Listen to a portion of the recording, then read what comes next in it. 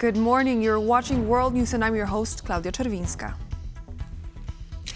A partial naval ceasefire between Ukraine and Russia. This is the outcome of the last round of Riyadh negotiations between the U.S. and Russian delegations on Tuesday. At the same time, Ukraine remains affected by continuous attacks aimed at its cities. For more details, we're going live to our Kyiv correspondent, Oz Kataji. Good morning, Oz. So, what's President Zelensky's take on yesterday's deal, and what is the general mood among Ukrainians? Well, two initial takes from the Ukrainian government there regarding this news that came from Riyadh, these talks between the United States and Russia. Initially, Zelensky expressed a sense of dismay at the news that sanctions relief was being offered to the Russians. Now, it's important to put this deal into context. The context is Russia signed up to a Black Sea deal in 2022, which they then pulled out of in 2023.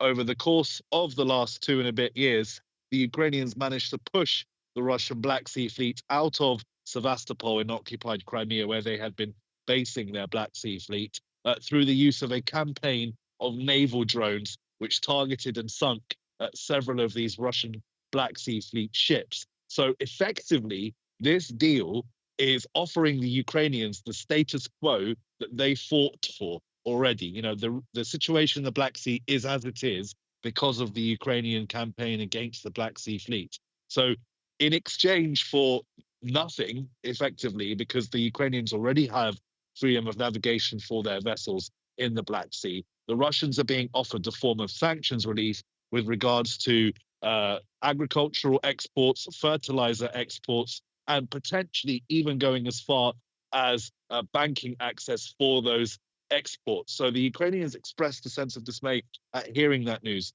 Before Zelensky went to France, he's heading there today for talks with Emmanuel Macron, further talks on this coalition of the willing. He did release a statement which then put the onus back onto the Russians to, underline how the Ukrainian government views this, saying how Russia behaves in the coming days will show a lot, if not everything. If there are air alerts again, if there is military activity in the Black Sea again, if there are Russian manipulations and threats again, then new measures will have to be taken against Moscow specifically. So Zelensky there really putting the focus back on Russia and saying if they're serious about any kind of ceasefire deal, then they won't keep striking Ukrainian cities. As we all know, that has continued to happen, and it's likely to continue to happen over the next few days. Regardless, the Ukrainians are going to move ahead with their talks with Europe. They're going to agree to sign up to any deal that the Americans negotiate, but the Ukrainians feel that they're being very clear-eyed about how Russia is moving forward, how it's operating in these negotiations. And as far as the Ukrainians are concerned, the Russians are not doing so in good faith. Thank you so much, Oz. Please keep us updated as news is going to be released. Oz Kataji reporting live from Kyiv. Overnight, the Russian army attacked Volodymyr Zelensky's hometown of Kryvyi Rih. The drone strike resulted in several fires and infrastructure damage, but no casualties. At least 15 explosions have been reported by residents of Kryvyi Rih. The head of the Dnipropetrovsk military administration, Serhiy Lysak, said the Ukrainian air defense managed to down 12 UAVs over the region. Fires that broke out in the aftermath of the attack were quickly extinguished by firefighters. Apart from Zelensky's hometown itself, the city of Nikopol and the villages of Marhenets were hit with the strikes, damaging 2 residential buildings and 1 car. So far, there are no reports of casualties. Putin has never honored a ceasefire. It's a matter of time before this deal goes south, said Stephen Moore, founder of the Ukraine Freedom Project, in a recent interview I conducted here on TVP World.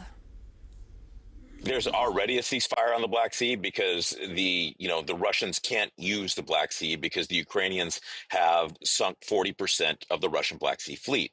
So this is something that's good for Vladimir Putin. It's not necessarily good for Ukraine. So I think what Zelensky is doing, he's signaling to Donald Trump, okay, President Trump, will do it your way, and then let's see what happens, because as we know, Putin has never honored a ceasefire or a peace agreement or most of the international agreements that he's entered into. So it's, a matter of time before this one goes south.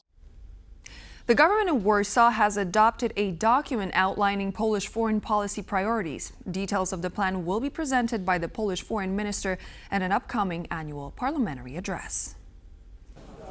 Polish Prime Minister Donald Tusk has emphasized the importance of diplomacy in a dynamically changing international environment and said that the foreign minister's address will touch upon the ongoing war between Russia and Ukraine and the recent shift in transatlantic alliances.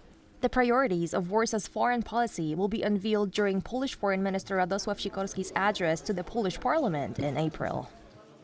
A lot has changed on the geopolitical map.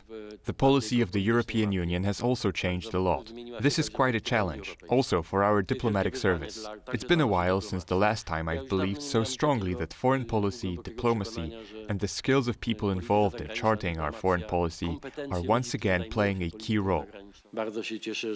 I am very glad that here in Poland, we're all aware that our country is pursuing a very effective foreign policy, and our interests are well defined. Today, NATO Secretary General Mark Rutte is visiting Poland. The agenda of his trip includes a meeting with the Prime Minister of Poland, Donald Tusk, and Polish President Andrzej Duda.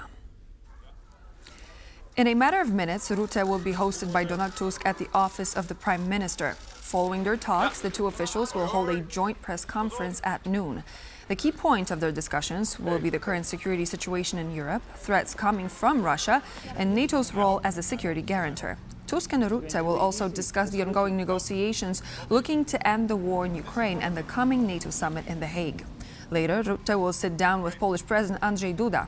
The Secretary General will end his day in Poland with a lecture about NATO's commitment to Euro-Atlantic security at the Warsaw School of Economics.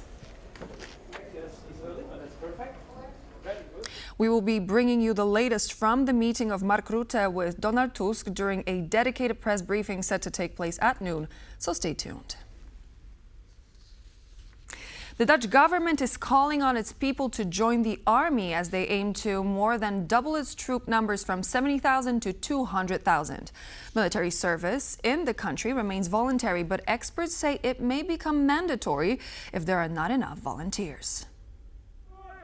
The world is becoming increasingly unsafe. This also applies to the Netherlands. Our allies also occasionally show some retreating movements. This means that the Netherlands must be able to stand on its own 2 feet. Where the armed forces used to focus on missions around the world, we are now moving towards a permanent state of readiness. For that, I need everyone who wants to serve in the armed forces.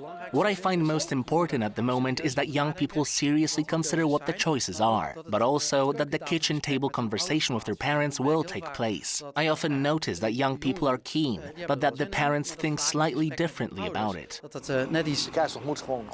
The armed forces simply have to grow given the current threats in the world. Secondly, the armed forces no longer have a system of replenishment. If you lose people in wartime, if they are injured or killed, then there is no replenishment, and you only get smaller. And the third, and perhaps the biggest task stated in the letter, is that we must be able to protect the Netherlands. The government of Denmark has announced it will expedite drafting women into the armed forces. The updated timeline now sees women joining the ranks next year rather than January of 2027, as the original plan envisioned. In light of the current security situation, the size of the army must be expanded, Danish Minister of Defense Troels Lund Poulsen has said. Women who turn 18 after July 1st, 2025 could be required to take part in a draft lottery to select conscripts for service. The lottery, however, will be held only if there were not enough volunteers to fill the ranks in a given year. Beginning next year, compulsory military service in Denmark will also be extended from 4 to 11 months. The decision to speed up the draft for women was possible due to an agreement in the Danish parliament between the ruling and opposition parties. Thank you for joining us today. The new Speaker of the German Bundestag has been elected. Julia Klöckner, a former agriculture minister and member of the Friedrich Merz's CDU party, will be helming the lower house of the German parliament. Klöckner was elected to her post with 382 votes in favor, 204 votes against, and 31 abstentions. During her inauguration speech, she said she would carry out her duties in a nonpartisan, calm, and undaunted way. The Bundestag also chose those who would hold the title of Vice President of the Bundestag. Candidates from the CSU, SPD, the Left, and the Green parties were all granted the title. The member of the far-right AFD party who was nominated for the role was rejected by the rest of the parliament, despite AFD being the largest opposition party in the Bundestag. Despite the arrests of 1,400 protesters, journalists, and lawyers, thousands of people in Turkey have turned out last night for the 7th consecutive night of demonstrations. These took place even after Istanbul authorities banned mass gatherings and closed roads to, quote, maintain public order. Responding to another night of protests, police in Ankara and Istanbul used water cannons and rubber bullets to disperse the crowds. The nightly demonstrations began last Wednesday when Istanbul mayor and main rival of Turkish President Erdogan, Ekrem İmamoğlu, was arrested on corruption charges. İmamoğlu was one of over 100 people detained last week as part of the investigation. Others swept up in the arrests included politicians, journalists, and entrepreneurs, as well as a photographer for the French AFP news agency. Tuesday evening, U.S. Vice President J.D. Vance announced he will be joining his wife on her trip to Greenland as Washington presses on with Donald Trump's idea of annexing the Danish territory. The visit sparked major controversy among Greenlanders themselves, with the island's prime minister calling it, quote, highly aggressive. It's J.D. Vance, the vice president, and you know there was so much excitement around Usha's visit to Greenland this Friday that I decided that I didn't want her to have all that fun by herself, and so I'm going to join her. I'm going to visit some of our guardians in the Space Force on the northwest coast of Greenland and also just check out what's going on with the security there of Greenland. As you know, it's really important. A lot of other countries have threatened Greenland, have threatened to use its territories and its waterways to threaten the United States, to threaten Canada, and of course to threaten the people of Greenland. So we're going to check out how things are going there. And I say that speaking for President Trump, we want to reinvigorate the security of the people of Greenland because we think it's important to protecting the security of the entire world. Unfortunately, leaders in both America and in Denmark, I think, ignored Greenland for far too long. That's been bad for Greenland. It's also been bad for the security of the entire world. We think we can take things in a different direction, so I'm going to go check it out. Olga Tokarczuk has become the first Polish writer to receive an honorary title from Sorbonne University, one of the most prestigious universities in France. According to a Polish lecturer at the Sorbonne, the Nobel Prize winner owes her success in France not only to literature but also to her political activism, particularly on topics such as feminism, environmental protection, and the fight for democracy. Tokarczuk was awarded the title of Doctor Honoris Causa by Sorbonne University, a distinction given to only 8 foreign personalities in the fields of science and art. In an interview with the Polish radio, the deputy chairman of the Sorbonne praised the Nobel laureate's work, noting how she emphasizes the importance of developing a new perspective on the world and advocates for the unity of humanity and nature.